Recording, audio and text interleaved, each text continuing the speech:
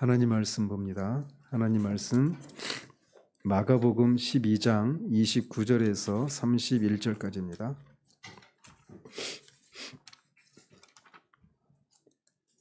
마가복음 12장 29절에서 31절까지 같이 읽겠습니다. 예수께서 대답하시되 첫째는 이것이니 이스라엘아 들으라. 주 곧 우리 하나님은 유일한 주시라. 내 마음을 다하고 목숨을 다하고 뜻을 다하고 힘을 다하여 주 너의 하나님을 사랑하라 하신 것이요.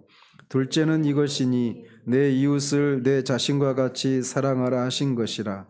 이보다 더 큰 계명이 없느니라. 아멘.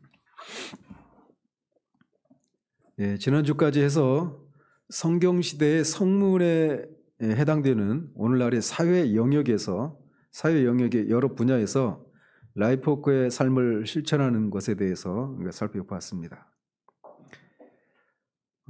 그리스도가 없는 세상을 사랑과 긍휼이 없는 세상이다, 이렇게 말하는 그런 말이 있습니다. 오늘날의 도시 환경, 특별히 대도시나 이런 데서 거기에서 흔히 발견할 수 있는 소외와 불신, 잔인함을 조장하는 오늘날의 세상을 오늘날의 도시 환경이 가감없이 보여주는 것이 아닌가라고 저자는 진단을 합니다. 참된 사랑과 긍휼이 결여된 이 사회생활은 불만과 쓴뿌리와 또 폭력의 씨앗을 전파합니다. 우리의 죄성이 가져온 그런 여러 가지 결핍감은 인간이 서로를 비인간적으로 대하게 하고 결국 사회 불안과 폭력을 일으킨다라고 하는 것이 성경과 지난 역사가 우리에게 증거하고 있습니다.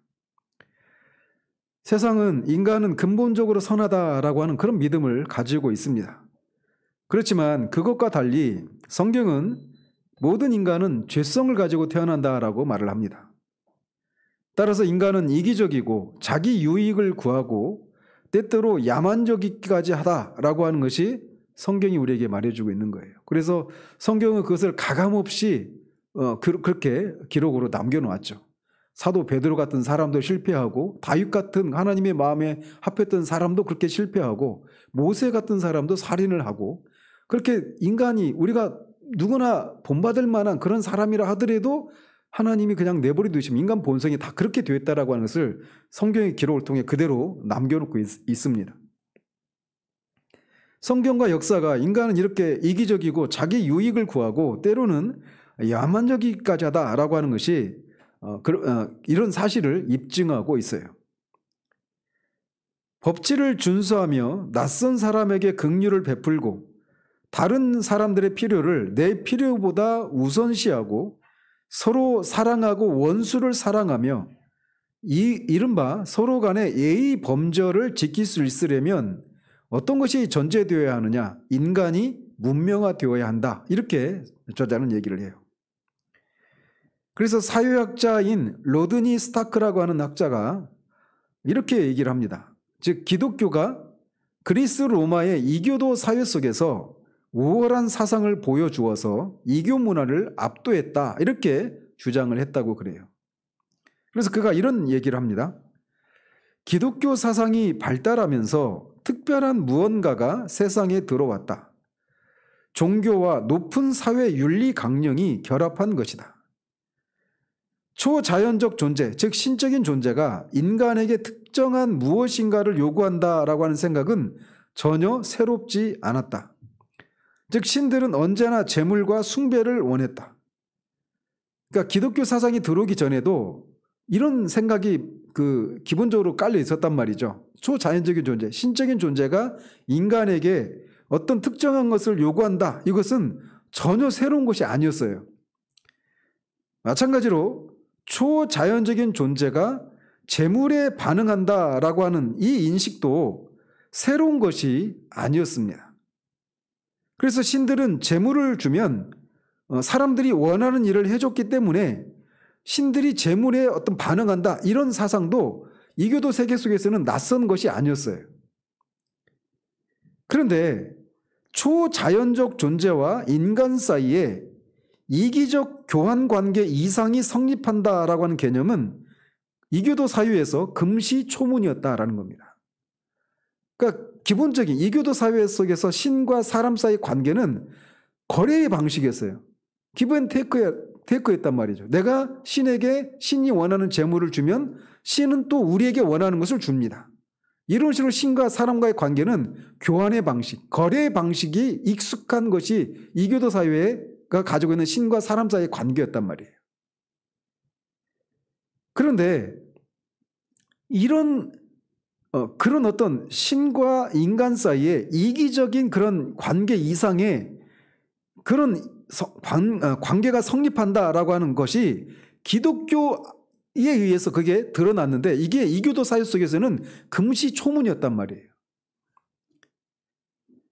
그래서 하나님이 그분을 사랑하는 이들을 사랑하신다라고 하는 기독교의 가르침은 이교 신앙에 사뭇 낯설게 느껴졌습니다. 아침에도 말씀드렸죠.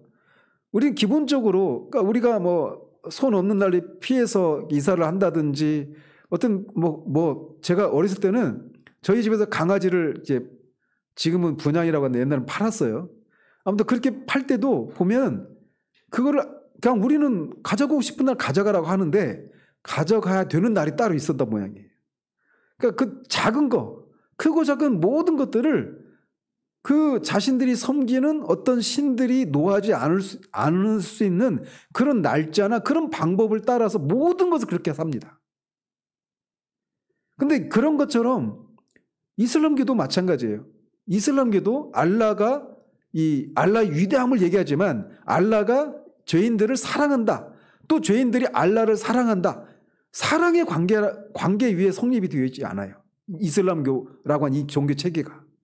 가장 고등한 종교라고 말하는 이슬람교도 그런 게 없단 말이에요. 그러니 그것보다 열등한 또는 하등한 그런 어떤 다른 여타 이교도들 안에서는 신적인 존재와 사람 사이에 서로 사랑의 관계를 맺는다? 이거는 금시초문이고 낯선 그런 개념이었단 말이에요. 여러분들은 그냥 하나님 우리를 사랑하시고 우리가 하나님을 사랑한다 이게 그냥 너무 젖어 있어서 이게 낯선 것이 아닐게 느낄지 모르겠지만 그렇지 않습니다. 그래서 그런 것들에 익숙했던 사람들이 기독교 안에 들어와서도 여전히 하나님을 그렇게 생각하고 그런 방식으로 거래의 방식으로 그렇게 하나님과 관계를 유지하는 사람들이 많아요. 왜 주의를 지켜야 되느냐? 안 지키면 큰일 날 것 같으니까. 왜 11조를 하느냐? 안 하면은 뭔가 안 될 것 같으니까. 이것을 하고 저것을 하는 이유가 또는 저것을 안 하고 이것을 안 하는 이유가 뭐냐? 이렇게 하면 하나님이 나한테 이렇게 저렇게 하실 것이다라고 하는 하나님과 우리 사이의 관계를 어떤 거래의 방식으로 이렇게 생각하는 신앙을 하는 사람들이 교회 안에 굉장히 많습니다. 그러니까 그런 신앙관을 가지고 있는 동안에는 자유함이 없어요. 두려움이 존재하는 겁니다. 늘 하나님과의 관계 속에서 내가 이걸 안 하면 어떻게 되지? 뭐 잘못되지는 않을까? 이런 두려움이 늘 존재하는 거예요. 근데 온전한 사랑은 두려움을 몰아낸다고 그랬잖아요. 하나님과 우리 사이의 사랑의 관계가 성립될 때 그 두려움이 사라진단 말이에요. 근데 이게 기독교에서만 있는 발견되는 그런 것이라는 거죠. 그래서 기독교가 이교세계 로마 그리스 사회 속에 딱 들어왔을 때 이교적인 그런 신관을 가지고 있던 사람들에게는 이런 것이 다 낯선 것들이었고 금시초문이었단 말이에요. 하나님이 인류를 사랑하시기 때문에 그리스도인들도 서로 사랑하지 않고는 하나님을 기쁘시게 할 수 없다라고 한 이 기독교적인 개념 역시 이교도들에게는 낯설기만 한 내용이었습니다. 하나님이 희생을 통해서 사랑을 입증하시듯 인간도 서로를 위해 희생함으로써 사랑을 입증해야 했습니다. 나아가서 혈연이나 지연으로 맺어진 가족과 부족을 넘어 실제로 우리의 주 되신 예수 그리스도의 이름으로 부르는 모든 자들에게까지 이런 희생의 책임을 져야 했다. 따라서 이것은 혁명적인 개념이었다. 이렇게 그 사역자가 평가를 했어요. 그래서 진정한 문명사회가 되려면 그 사회를 구성하는 구성원인 개개인이 사랑과 도덕성을 갖춰야 진정한 문명사회가 이루어질 수가 있는 겁니다. 잔혹한 개인들로 구성된 사회는 잔혹한 사회일 수밖에 없습니다. 잔혹한 사회는 빈곤을 낳습니다.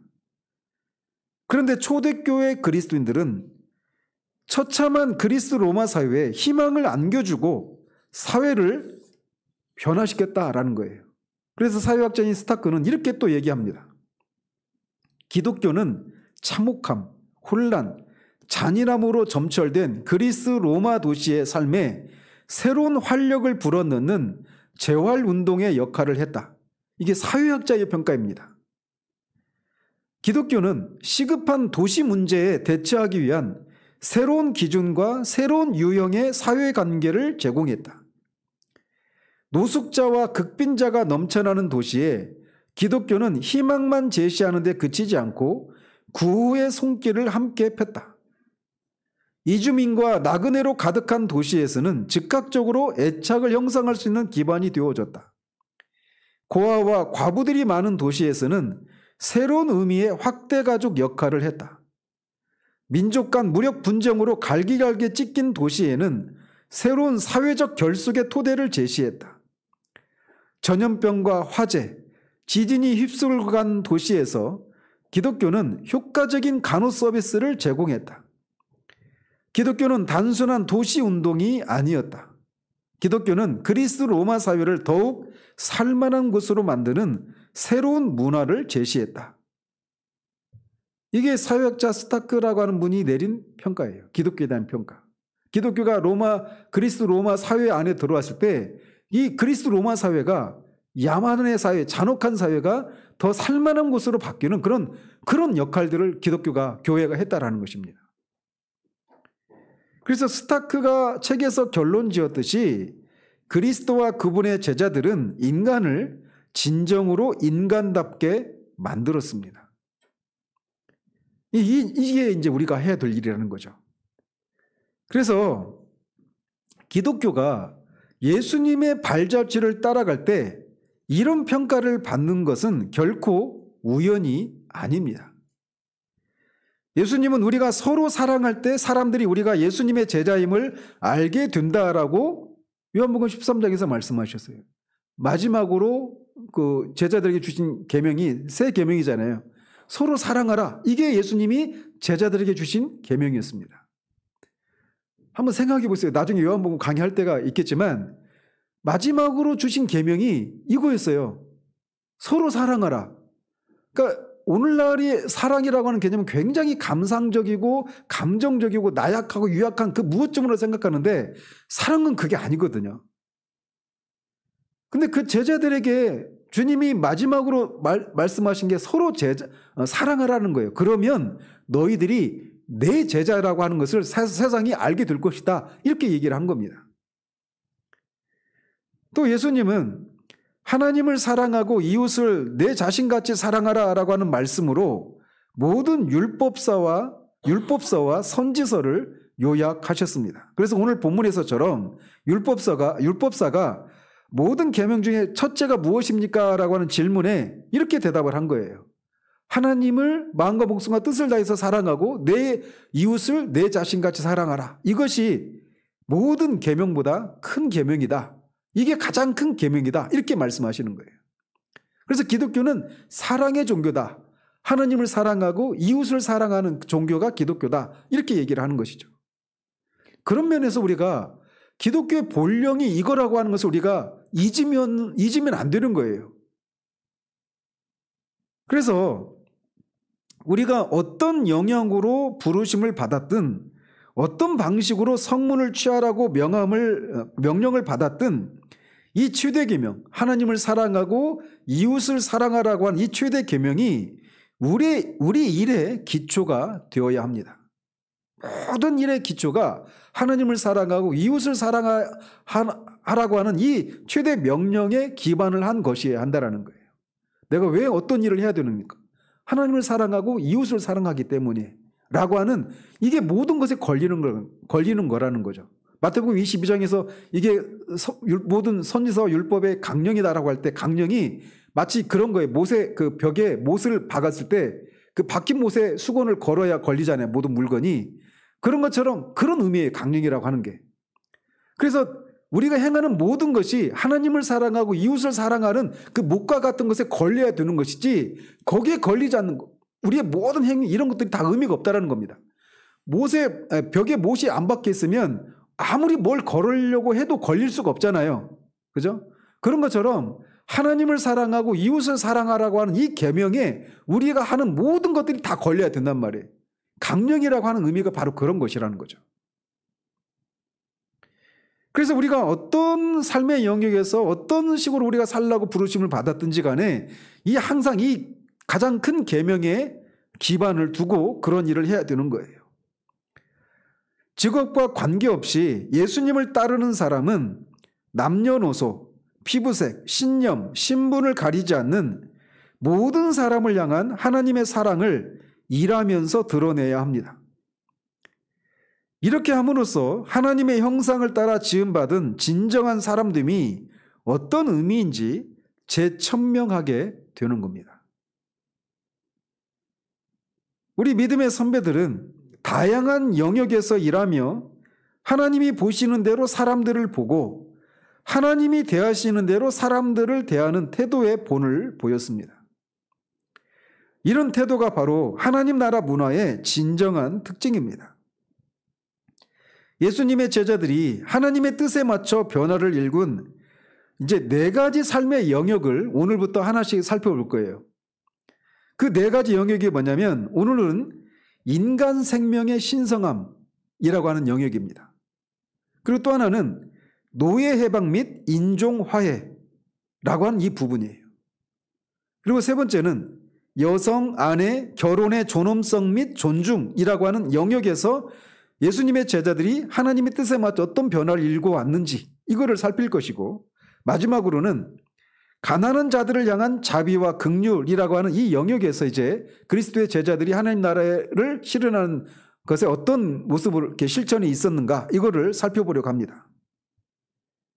그리고 이 4가지 영역을 지금도 하나님이 가장 큰 계명을 삶 속에서 실현하라고 명하시는 자리다라는 겁니다. 다시 말씀드릴게요. 인간 생명의 신성함, 그리고 노예 해방 및 인종 화해, 그리고 여성, 아내, 결혼의 존엄성 및 존중, 그리고 가난한 자들을 향한 자비와 긍휼.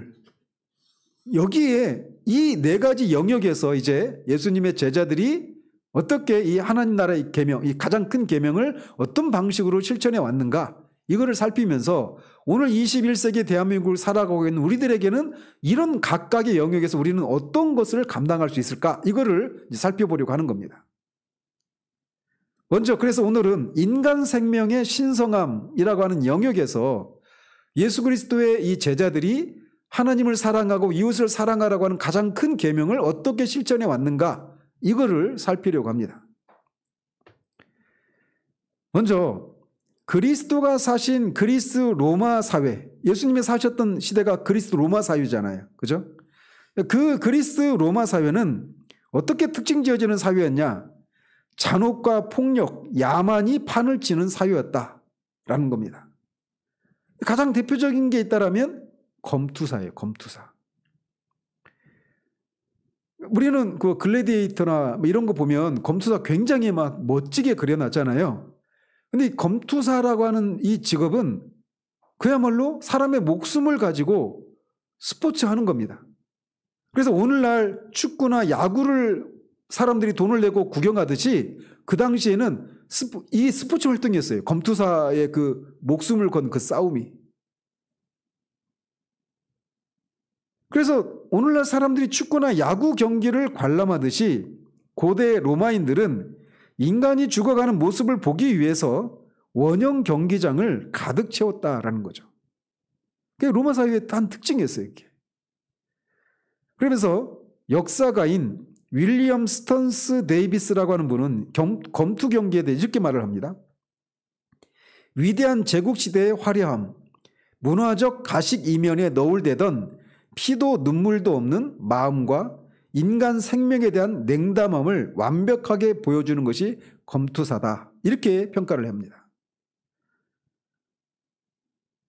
네로 황제는 로마 지도층과 자신의 여흥을 위해서 그리스도인들을 경기장에서 사자의 먹잇감으로 던져주거나 십자가에 못 박거나 말뚝에 박아 불을 붙여 정원 파티나 도로의 등으로 삼았습니다.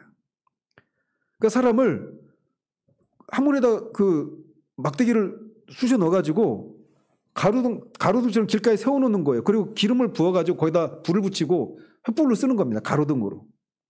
이게 로마 시대 때 했던 일이에요. 그렇게 잔혹한 사회였어요. 그리고 자살 또한 흔하디 흔한 폭력 행위의 하나였습니다. 얼마나 그때 당시에 자살이 흔했으면 이런 말도 있었다고 하는 거예요. 자신의 생명을 끊는 행위는 자랑스러운 행위다. 이런 말도 있었답니다. 그 당시에는. 사실 당시에 자살이 너무나 정상적이었던 나머지 자살에 관한 속담까지 생겨났다고 합니다. 그래서 누군가가 스스로 목숨을 끊을 때가 되면 사람들이 혈관을 열라 이렇게 연호를 했대요. 그게 자살에 대한 자살이 너무 정상적으로 일반화되어 버려서 그렇게까지 할 정도였다는 것이죠. 그래서 본디오 빌라도도 자살을 합니다. 그 본디오 빌라도도 자살을 하고 그 카이사르를 죽였던 브루투스 있죠. 양자. 그 원로였던 브루투스도 또 카시우스도 안토니우스도 다 자살을 합니다. 그리고 황제 하드리아누스도 자살을 합니다. 또 영아 살해와 아동 유기도 일상적인 야만 행위였습니다. 그리스 로마 사회를 말하는 거예요. 그래서 세네카, 또 플라톤, 아리스토텔레스와 같은 철학자들은 영아 살해를 정당화했고 심지어 법으로도 그것을 허용했습니다. 안 알려진 사실들이죠. 기원전 450년경에 쓰인 로마의 성무법의 원전인 12표법이라고 하는 게 있는데 거기에 보면 아버지가 기형이 있거나 선천적으로 허약한 아기의 유기를 허용했습니다. 로마의 가부장제는 아버지가 가족 내에서 절대 권력을 가졌기 때문에 로마의 아버지는 자녀에 관한 한 절대적인 생사 여탈권을 쥐고 있었습니다. 그래서 조지 그랜트라고 한 분이 로마의 가부장제에 대해서 이렇게 기록을 했어요. 로마인의 출생은 생물학적 사실이 아니었다. 그러니까 생물학적으로 출생했다고 해서 그게 진짜 진정한 의미의 출생이 아니라는 겁니다. 다시 읽어드릴게요. 로마인의 출생은 생물학적 사실이 아니었다. 영아는 오직 그 가족이 원할 때만 세상에 받아들여졌다. 그럴 때만 진정한 의미의 출생을 하는 거예요. 생물학적으로 출생했다고 해서 출생한 게 아니라 가족이 그거를 살려야 되겠다, 키워야 되겠다 이렇게 받아들일 때만 진짜 출생으로 쳐주는 거죠. 로마인은 아이를 낳지 않았다. 아이를 취했을 뿐이다. 비유적으로 말을 하는 거예요. 가족이 말 그대로 아이를 위로 높이 치켜들어 키우기로 결정하지 않으면 태어난 즉시 아이는 그대로 버려졌다. 신생아들은 죽이거나 죽게 내버려두는 신전과 성곽이 따로 있었다라고 말합니다. 얼마나 잔혹하고 냉혹한 그런 사회였는가를 이제 그리스 로마 사회의 그 단면들을 보여주고 있는 겁니다. 어린 아이들을 너무나 자연스레 무시했던 당시의 관행은 헤롯이 2세 이하의 남자아이들을 모두 살해한 마태복음 2장 16절의 끔찍한 기록에 그대로 드러나고 있습니다. 이 당시에는 낙태도 난무했습니다. 가부장제 때문에 로마 사회에서 남편은 내키는 대로 아내에게 낙태를 명할 수 있었습니다. 로마에서 어떤 여성들은 경제적인 이유로, 어떤 여성들은 간통을 감추려고, 어떤 여성들은 더 큰 영향력을 얻으려고 낙태를 했습니다. 그러니까 낙태하고 어떤 더 고위직 사람과 결혼하고 그런 그 권력을 취하기 위해서 낙태를 하고 이런 것들이 그냥 일상이었다는 거죠. 그 당시. 그러니까 그리스 로마 사회가 얼마나 잔혹하고 냉혹한 그런 사회였는가라는 거예요. 근데 그런 사회에 기독교가 들어온 겁니다. 그러면서 그 사회를 바꾸는 거예요. 그 얘기를 해나가는 겁니다. 그런데 현대 서구 사회는 기독교적 기초에서 태동했지만 결코 과거의 로마 사회보다 낫다고 말할 수가 없게 되었다. 20세기의 서구 국가들은 인간 생명의 신성함이라고 하는 성경적 관점에서 떠나서 현대의 세속적 이교의 가치체계인 삶의 질로 사회 전체가 이동을 했다라고 하는 게 이 저자의 평가예요. 그러니까 인간 생명은 그 자체로 신성하다라고 하는 성경적 관점을 버리고 삶의 질을 위해서 낙태도 할 수 있는 것이고 안락사도 시켜야 되고 장애들은 어떻게 해야 되고 이런 것들이 이제 서구 사회를 지배했다라는 것입니다. 그게 이제 표면상으로는 삶의 질이라고 하는 그럴듯한 그런 명제를 내세우고 대우 명분을 내세우고 그런 일을 했지만 서구 사회가 그렇게 성경적인 가치관에서 멀어져 버렸다라는 거예요. 그래서 현대 서구 사회는 낙태와 영아살해, 안락사, 인간 배아를 이용한 줄기세포 연구를 통해 다시금 이교로 회귀하고 있다. 이게 이 저자의 진단이에요. 하지만 초대교회 때부터 그리스도인들은 이렇게 잔혹한 그리스 로마 사회 안에서 태동한 초대교회는 처음부터 그리스도인들은 아직 태어나지 않은 생명을 비롯해 모든 인간의 생명을 신성시했습니다. 그 뿌리는 뭘까요? 모든 인간은 하나님의 형상으로 지음받았다라고 하는 이 성경적인 사상으로부터 이런 변화들이 일어난 겁니다. 그러면서 예수님의 초림 이후 수백 년 동안 교회가 성장하면서 그리스도인의 생명 중시 사상도 영향력이 점점 커졌고 결국 많은 이교 관행을 종식시켰습니다. 그래서 앞에서도 그 검투사에 대한 얘기 나왔었잖아요. 그것도 이제 일례로 4세기에 그리스도인이었던 황제 테오도시우스 1세가 동로마 제국에서 검투 시합을 중단시킵니다. 그리고 그의 아들 호노리우스는 404년에 서로마 제국에서 검투 시합을 중단시켰습니다. 그러면 이때까지 얼마나 많은 사람들이 검투 경기장에서 얼마나 많은 사람들이 죽어나갔을까요? 그렇게 사람이 죽어나가는 걸 보면 사람들이 막 스포츠를 축구를 경기장에서 보면서 환호하는 것처럼 그렇게 사람이 죽어가는 모습을 보면서 환호하고 그렇게 했단 말이에요. 온 사회가 그렇게 죽어가는 모습을 보면서 열광하는 그런 사회였었는데 그 하나의 단편적인 예였던 이 검투사 이 시합을 중단시킵니다. 그리스도인이 되었던 황제에 의해서. 이런 면에서도 기독교가 이 그리스 로마 사회의 잔혹함, 인간 생명을 경시하는 이것을 뒤집는 그런 일들을 이제 실제적으로 해오는 거예요. 모든 인간의 생명을 귀히 여기는 기독교의 관점은 자살, 영아살해, 아동유기, 낙태에 대한 사람들의 생각을 조금씩 바꿔 나갔습니다.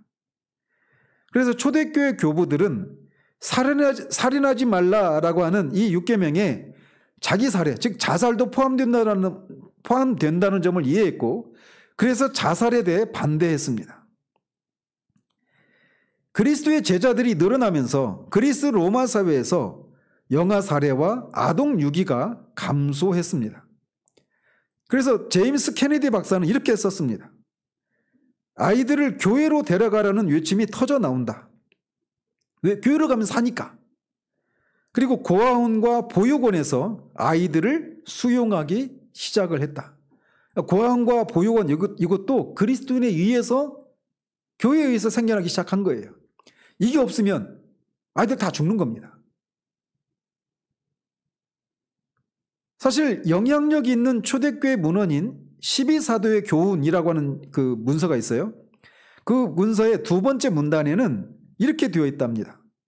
낙태하거나 출생 시에 아이를 죽임으로써 살인하지 말지니라 이렇게 명시했다라는 거예요. 그러니까 이 당시 그러니까 12사도의 교훈은 한 85년에서 110년 AD 85년에서 110년이면 그리스 로마 사회 로마 시대 전성기잖아요.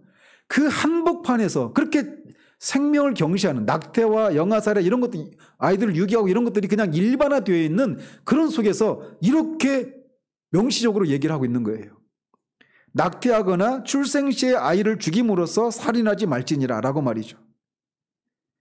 중세 교회도 이 전통을 이어 4세기부터 12세기까지 4세기부터 12세기까지 생명의 신성함을 인정하는 교회법을 4,000개 이상 발표했다고 합니다. 개신교회도 로마 카톨릭과 마찬가지로 인간 생명의 신성함을 재차 단언했습니다. 그런데 현대 교회는 다소 상반된 반응을 보여왔다라고 하는 것이 저자의 진단이에요. 그래서 카톨릭 교회는 복음주의적 기독교계와 함께 인간 생명의 신성함을 수호하는 요새 역할을 해왔습니다. 그래서 오히려 기독교의 어떤 진보적인 그런 단체나 이런 데서는 낙태를 옹호합니다. 그러니까 삶의 질을 위해서, 누구의? 산모의 삶의 질을 위해서 낙태를 허용한단 말이에요. 이게 현대교회의 어떤 모습인데 오히려 카톨릭 교회는 낙태를 금지하죠. 외적으로는 말이에요. 카톨릭 교회는 복음주의적 기독교계와 함께 인간 생명의 신성함을 수호하는 요새 역할을 해왔습니다. 하지만 다수의 주류 개신교단이 낙태와 안락사 문제에 있어서 세속적 흐름에 더 가까운 상태다 라고 하는 것이 이 저자가 내린 진단이에요. 이 저자는 참고로 미국의 기독교인이니까 우리하고는 조금 다를 수 있지만 그가 진단하기에 주류 개신교단이 지금 이렇다라는 겁니다. 그럼에도 미국 내에는 각계각층의 그리스도인이 뱃속의 아기를 보호하도록 여성을 지원하는 상담 지원 센터를 운영 중입니다. 근데 어떤 현실 속에서 이런 일이 진행되고 있느냐?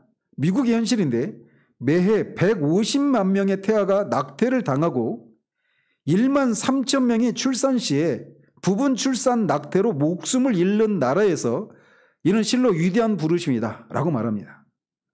부분 출산 낙태라고 하는 게 뭐냐면 출산을 합니다. 출산하다가 아이의 머리가 먼저 나오거나 손이나 뭐 나오면 그때 낙태를 시키는 거예요. 그렇게 죽는 아이들이 1만 3천 명이랍니다. 미국에서. 그러니까 지금 우리끼리만 있으면 세상이 얼마나 악해져 가고 있는가라고 하는 것을 간과하고 있을 수 있단 말이에요. 그래서 모든 그리스도인은 우리나라도 제가 지금 정확한 통계는 제가 기억이 안 나는데 한 해 낙태되는 아이가 100만 이쪽 저쪽일걸요. 아마 우리나라 낙태율 뭐 저분 검색하면 바로 나올 건데 출산율이 0.7명이잖아요 지금. 이런 면에서 교회가 뭔가 이 악한 시대에서 뭔가 해야 될 일이 있지 않을까 이런 생각을 갖게 한단 말이죠. 그래서 모든 그리스도인은 나이가 많거나 적거나 건강하거나 병들었거나 장애가 있든 없든 상관없이 모든 인간 생명의 신성함을 위해 싸워야 합니다. 나이가 어리니까 영아를 유기하고 나이가 많으니까 안락사 시켜버리는 이런 게 지금 세속의 흐름이란 말이에요. 그리고 건강하거나 병들었으니까 기형이니까 또 장애가 있든 없든 상관없이 모든 인간 생명의 신성함을 위해서 모든 그리스도인은 싸워야 합니다. 우리의 조상들이 그렇게 초대교회에서부터 그렇게 잔혹함과 폭력이 난무했던 그 인간 생명을 경시했던 그런 풍토 속에서 인간 생명의 신성함을 외치면서 그 실천적으로 각 분야에서 그런 일들을 해왔던 것처럼 우리 역시 그런 일을 해야 된다라는 것이에요. 오늘날 그리스도인들은 임산부와 산모, 태아와 영아를 위한 임신 상담 지원 센터와 인생의 마지막 순간을 앞둔 이들을 섬기는 호스피스를 운영하고 봉사하며 인간 생명을 보호하기 위한 싸움을 주도하고 있다 라고 얘기하고 있어요. 그러면서 이런 현실들 우리가 직시하면서 오늘을 살아가는 우리들이 이렇게 인간 생명의 신성함을 위해서 이웃을 사랑하는 라고 하는 이 계명을 어떻게 실천할까? 저자가 몇 가지를 제안을 합니다. 미국에 있는 그리스도인의 현실이어서 우리의 현실과는 좀 동떨어질 수도 있는데 참고를 하고 우리가 여기서 또 할 수 있는 것은 할 수 있고 또 뭐 우리가 할 수 없는 것은 또 그렇고요. 그래서 그가 제시하고 있는 제안을 몇 가지 보면 병원에서 생명보호 정책과 절차를 확립하라. 그러니까 이런 분야로 부르심 받은 사람들에게 이제 하는 것이죠. 이런 것들을. 그리고 전국적인 낙태 반대 법안 도입에 힘을 써라.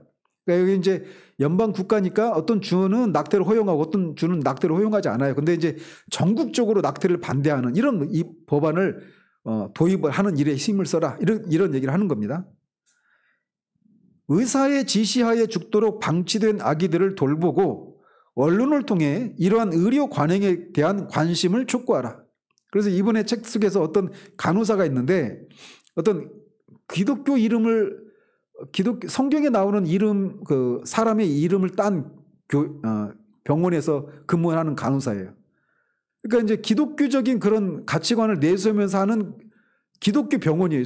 쉽게 말해서. 근데 거기에서 이런 일을 하는 겁니다. 아이들을 그냥 그 낙태를 그러니까 죽이도록 결정을 내리고 그냥 죽을 때까지 그냥 방치해버리는 거예요. 근데 그런 일을 처음에 접하고 이 간호사가 기독교인이었던 간호사가 충격을 받는 거죠. 어떻게 기독교 병원에서 이런 일을 할 수 있는가? 라고 하면서 그 조직에 순응할 것인가 아니면 성경적인 가치관을 따라서 이 아이를 어떻게 보호하는 일을 할 것인가 라고 하면서 이것을 이제 공론화시키고 그렇게 어떤 일을 했던 그런 사례를 언급을 해 놓더라고요. 그런 것처럼 이런 일을 하라는 겁니다. 모든 인간 생명을 보호하는 법안의 시행과 도입을 지지하라. 비영리 단체 봉사 및 정부 사회사업을 통해 건강한 가정 일구기를 지원하라. 정부 부처에서 정부 보호 아래 있는 아동의 삶 개선을 위해 일하라. 아동 위탁 서비스를 제공하라. 아이들이 어떤 입양은 아니지만 입양하기까지 아이들께 위탁해서 하는 경우 있잖아요. 1년이면 1년 이게 단기로. 그런 것들을 그런 서비스를 제공하라는 거예요. 실제로 이렇게 합니다. 많이들. 미국에 있는 그 기독교인들이 이런 일들을 해요. 그리고 그런 것을 통해서 우리나라에서도 그렇게 홀트 아동 복지나 이렇게 해가지고 간 사람들, 물론 거기에 이제 부당한 그런 일들도 많이 있었지만 또 그렇게 진짜 성경적 그런 생각을 가지고 그렇게 버려진 아이들이 온전한 가정에서 여기서 살았어도 그렇게 살 수 없는 그런 삶을 살 수 있도록 그런 삶의 기회를 제공하는 일들이 있잖아요. 그래서 제가 이제 3M에 다녔었는데 본사가 미네아폴리스였거든요. 근데 이제 그 주에 한국인 입양아들이 되게 많았대요. 나중에 알고 보니까 이 한국에서 거기 직항 항로가 있었대요. 그래서 이제 거기로 가서 거기서 이제 정착한 그런 입양아들이 되게 많다고 합니다. 미네소타주의 미네아폴리스 이제 존 파이퍼가 사역하는 교회가 이제 미네아폴리스에 있는데 제가 이제 3M 다닐 때 저기를 한번 갈 기회가 있었으면 좋겠다 이런 생각을 했었는데 그때 그런 얘기를 하더라고요. 노스웨스트 항공사 있죠, 미국에. 그 항공사가 직항 항로가 거기 있대요. 미네소타하고 한국에. 그래가지고 거기서 홀트 아동복지나 이런 데를 통해 가지고 입양한 한국인 입양아들이 되게 많답니다. 그 지역에. 고아와 유기 아동을 입양하라. 우리 김영관 목사님도 자녀분들 중에 자제분들 몇 명을 입양해서 키우셨잖아요. 장애가 있는 아들도 있고 그렇지 않은 자제도 있고 친자식이 있으심에도 불구하고 굉장히 제가 정말 존경스럽습니다. 그런 부분들. 노숙자와 다른 위험 상태의 청년들과 함께 일하라. 친지 중에 노인 환자, 장애인을 돌보고 가족이 아닌 이들까지도 돌보라. 교회 공동체 예배에 참석하지 못하는 이들을 비롯해 노인과 환자들을 헌신적으로 섬기라. 장애인, 환자, 빈곤층, 소수민족, 종교적 소수집단, 여아와 여성을 비롯해 지역사회 혹은 국가적인 차원에서 무시당하는 이들에 대해 배우고 이들을 위해 기도하며 이들을 대변하는 목소리를 내라. 이게 이제 저자가 몇 가지 실제적으로 제안하고 있는 내용들이에요. 이런 면에서 우리가 살고 있는 시들 아까 막 낙태 사례들 막 분출산 낙태 이런 얘기 들으면 끔찍하죠. 근데 지금도 우리나라에서도 지금도 여전히 우리도 지금 우리나라도 낙태 한번 검색해 보세요. 낙태 그 인구가 1년에 수십만에서 저는 100만이 넘는 걸로 제가 알고 있었는데 정확히 모르겠습니다. 지금은. 근데 엄청난 숫자의 그런 그 아이들이 낙태를 당하고 있습니다. 그러니까 그만큼 성문화가 문란해진 거예요. 그래서 이렇게 우리가 어떤 삶의 자리에서 살아갈지는 알 수 없지만 우리의 조상들이 인간 생명의 신성함을 그 성경적인 관점을 가지고 인간 생명의 신성함을 받아들이고 이웃을 사랑하라, 내 몸같이 사랑하라고 하는 이 최대 계명을 그 실천하기 위해서 이렇게 이 그리스 로마 사회 속에서부터 낙태와 뭐 영아 살해나 그 안락사나 이런 그런 수많은 그런 불법한 이런 인간 생명을 경시하는 이런 풍토에 맞서서 인간 생명 존중 사상을 확산시키고 그들 실천적으로 그렇게 했던 것처럼 우리도 이 시대 가운데서 우리가 할 수 있는 것들을 해야 된다라는 것입니다. 그런 면에서 우리가 처음부터 말씀드렸지만 기독교 신앙이라고 하는 것이 그냥 주일에 모여서 우리끼리 예배드리고 은혜를 누리고 그냥 그렇게 개인적인 경건 생활을 하는 것이 기독교 신앙의 전부가 아니라는 거예요. 우리의 삶의 자리가 다 부르심의 자리가 다 다르지만 우리 시야가 이렇게 넓어져야 합니다. 그래서 우리가 실천적으로 그 자리에서 모든 일을 할 수는 없지만 우리가 관심을 두지 않았던 그런 영역에도 우리가 관심을 가지고 우리의 눈을 시야를 넓히고 우리가 할 수 있는 것을 하는, 그래서 여기서 말하고 있는 것처럼 이 그리스 로마 이교도 사회 속에서 그런 기독교의 우월한 사상이 그 이교도 사상을 압도했던 그런 것처럼 우리 시대에도 그런 일을 해야 된다라는 겁니다. 그런 면에서 우리가 이제 인간 생명 존중, 인간 생명의 신성함이라고 하는 영역에서 우리가 할 일이 무엇인가라고 하는 것을 알아야 되고, 다음 뭐 이제 노예 해방이나 인종 차별과 관련된 이것은 우리가 좀 거리가 먼 얘기일 수도 있지만 그렇지 않습니다. 이것도 우리나라도 지금 외국인이 230 몇만인가 돼요. 우리나라의 한 2점 몇 프로인가 3점 몇 프로 정도 된다고 합니다. 시흥만 해도 6만 명이 넘어요. 외국인 거주자들이. 그래서 우리 주변에서 흔히 만날 수 있습니다. 근데 우리가 기본적으로 아프리카나 동남아나 이런 데서 온 사람들에 대해서 우리가 좀 무시하고 하대하는 이런 게 있잖아요. 인종차별한단 말이에요, 우리도. 우리나라 선수들이 유럽에서 막 인종차별 받고 이런 것에 민감한데 우리도 한단 말이에요. 우리가 또 다른 동남아나 이런 사람들을 향해서 인종차별하고 하대하는 이런 갑질하는 이런 게 있단 말이에요. 그런 부분에서도 교회가 또 기독교인이 할 일이 있어요.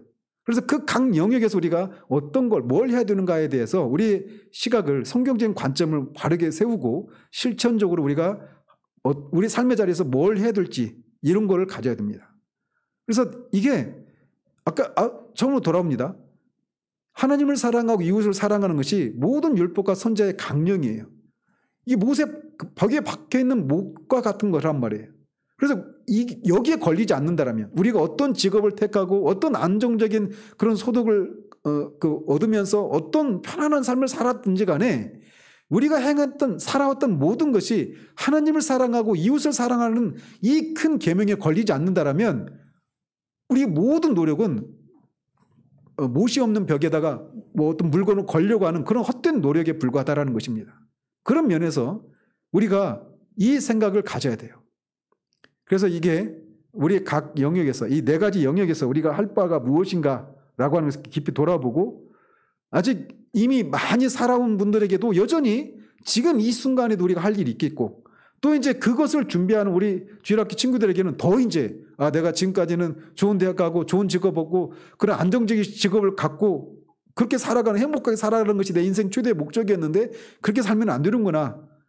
이 강령에 해당되는 것이 없으면 내 모든 삶이 어떤 성공도 아무런 의미가 없구나라고 하는 것을 알고 그것에 맞는 그런 준비를 해나가는 그런 일들이 있기를 바랍니다. 기도하겠습니다. 하나님 아버지, 하나님을 사랑하고 이웃을 사랑하라라고 하는 이 최대 계명을 인간 생명의 신성함이라고 하는 영역에서 우리의 신앙의 선배들은 어떤 사회 속에서 구체적인 실천을 해오며 그렇게 인간 생명의 존중함을, 신성함을 그렇게 드러내고 그 이교도의 잔혹하고 난폭한 그 문화를 바꾸는 일에 일조해 왔는지 우리가 짧은 시간 살펴보았습니다.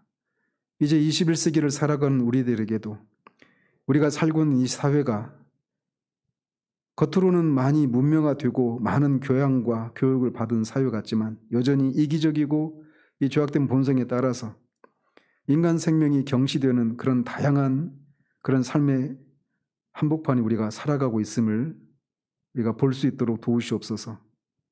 우리가 모르는 사이에 얼마나 많은 생명들이 마땅히 하나님 앞에 하나님께서 존중히 여기셔서 이 땅에 존재하게 한 그 모든 생명이 다 하나님 앞에 가치가 있는 존재들임에도 불구하고 인간에 의해서 그런 생명들은 가치가 없다라고 판단되어져서 인간다운 삶을 살지 못하는 그런 현실들을 우리가 거룩한 분노를 가지고 바라볼 수 있는 시각들을 허락해 주시고 우리에게 주어진 그 삶의 자리에서 우리가 그것을 어떻게 실천하고 변화시킬지 하나님이 주신 지혜를 따라 그런 실천들을 해나가는, 그래서 이 악의 문화가 팽배한 이 사교 속에서, 이 세상 속에서 교회가, 기독교가 정말 세상의 빛이요 소금임을 실천적인 측면에서 드러내는 그런 우리들 될 수 있도록 도우시기를 원합니다. 예수 그리스도 이름으로 기도합니다.